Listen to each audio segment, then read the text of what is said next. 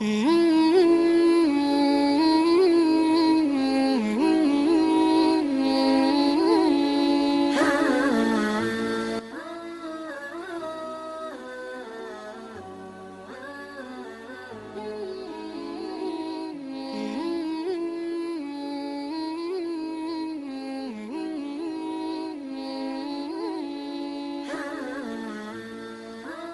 اللہ مونږ ټول ګناهګار یو، مونږ ته توبه وباسو. رب ذوالجلاله زمونږ توبه قبوله کړه. رب ذوالجلاله په مونږ باندې خپل رحمت نازل کړه. تا رحمت ستا په غضب باندې غالب دی. زمونږ د نافرمانو د وجې نه، زمونږ د ګناهونو د وجې نه، زمونږ د جرمونو د وجې نه مونږ ټولو ته ستا عذابونه متوجه شوي دي. دا چې کوم کرونا وایرس دی او سواین وایرس دی او چې څه دي دا د ملخانو عذاب، دا ټول ستا ناراضګي ده رب ذوالجلاله. مونږ نن تا ته رجوع کوو، مونږ تا ته توبه وباسو، مونږ ستا نه دعا غواړو. رب ذوالجلاله زمونږ دعا قبوله کړه، زمونږ دا ټول عذابونه واپس کا. مهربان ربه زمونږ ګناهونه دومره ډیر دي چې که زمونږ د ګناهونو په وجه عذاب راځي نو مونږ د عذاب مستحق یو. مونږ اقرار کوو د خپلو جرمونو، مونږ اقرار کوو د خپلو ګناهونو او رب ذوالجلاله رجوع تا ته کوو. ای زمونږ مهربان ربه په دې ټوله دنیا باندې چې د عذابونو کومه سلسله شروع شوې ده رب ذوالجلاله دا زمونږ نه واپس کړه. په مونږ باندې رحم وکړه، ته د خپل رحمت په غېږه کې مونږ پټ کړه.